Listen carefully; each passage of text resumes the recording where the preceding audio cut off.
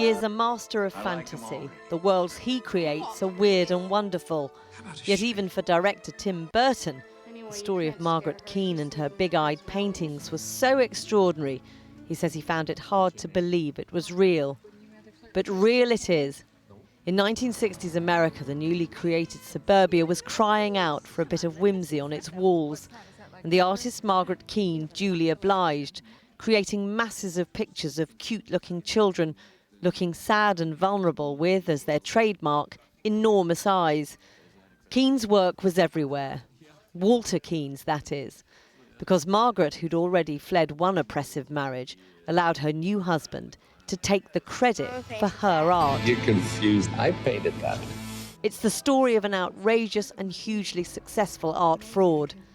But it's also one woman's journey from acquiescent housewife to liberation via her own quiet feminism. Walter Keane's lie is finally exposed in court, but his long-suffering wife Margaret enjoys only a subdued moment of triumph. Vastly different from Burton's well-known Gothic films, Big Eyes has moments of the surreal, but its full force lies in its portrayal of the slow-burning suffocation of the Keane's American dream. Every big eye. I grew up with this artwork, so I knew it very well. Very suburban art in people's living rooms, offices, everywhere. And so I remember it very strongly. And then when I learned the story, it wasn't until like mid-1990s when I heard the real story of the Keanes, and I got even more fascinated by it. And yeah, I mean, it's stranger than fiction. I mean, is it right you commissioned a couple of the... Yeah, I was at a sort of parallel universe, because I knew Scott and Larry, the writers from Ed Wood. They'd written Ed Wood. And I didn't know they were writing a script on this, but once I learned the story about mid-1990s, I went to San Francisco and I met Margaret and I commissioned a painting from her. It wasn't until after that that I learned that Scott and Larry. So these sort of parallel universes connected, and you know, because I was obviously fascinated since childhood about the work, because I found it quite, like a lot of people, something quite disturbing about it, you know? I mean, especially yeah, the sort of odd mix between cutesy and quite terrifying. Yeah, well, that's the thing. I mean, you know, like Ed Wood too, as well, that sort of question of what is art? Is it art, or is it kitsch? Is it just, or is it complete rubbish, you know? And there was a quote from Warhol, which I thought was really interesting about, it starts the movie, which is like, if it were so bad, so many people wouldn't like it, which is an interesting thing. And because even the people that hated it, at the time, there was people trying to copy it, and, you know, and even today, a lot of artists are inspired by the big eye thing. So, you know, even if you hate it, there's something that's remained very strongly in people's consciousness. And what about the character of Margaret? Because you grew up with the art, but you also grew up with women like Margaret. Oh yeah, and that's the interesting thing. You know, I grew up in that time, and people find it hard to believe that, you know, there's an era, you know, in that era, most of the women that I knew in suburbia anyway, they didn't work, and so there was oppression. There was more of a cocoon, or more of a categorization of things. Obviously, there were, you know, famous women artists and things, but, you know, like she mentions George O'Keeffe and others as well. But still, at the time, certainly in America, it was very much a man's, more male-dominated in that sense, and they had much more control. I mean, you talk about her as, you know, this quiet feminist. I mean, was that part of the motivation to make a sort of feminist film?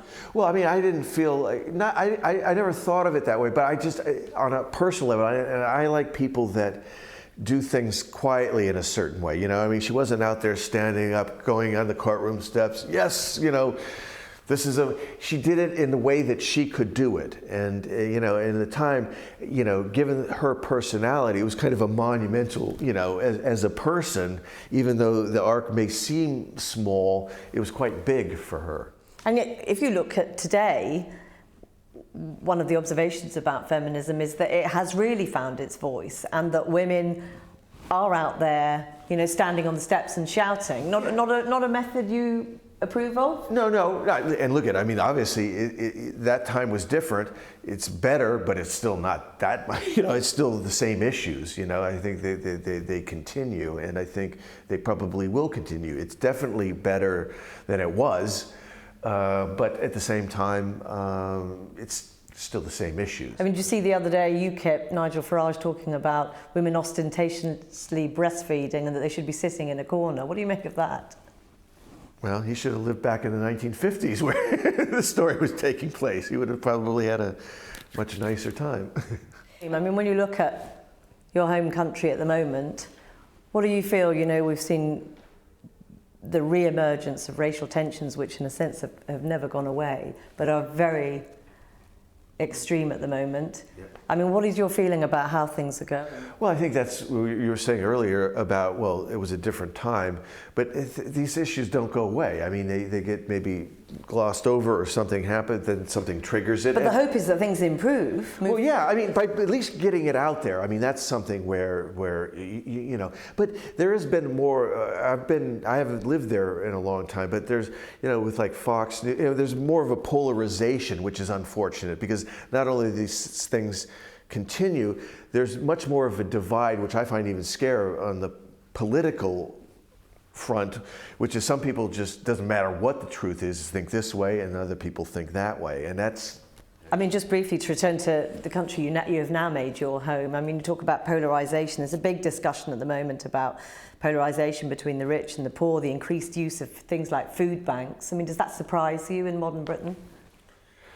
No, I mean, I don't think anything really surprises me anymore. I mean, I just find and I can see it here, what you do feel is instead of things coming together, you do feel like things polarizing more. And I think that's, you know, that's not a good thing for anything in a way, you know, because it sort of reality, make you feel like you're living on another planet, because some people see it this way and some people see it the exact opposite way. And it used to be like, well, we'd have these differences, now they're like looking that way, and that I find alarming.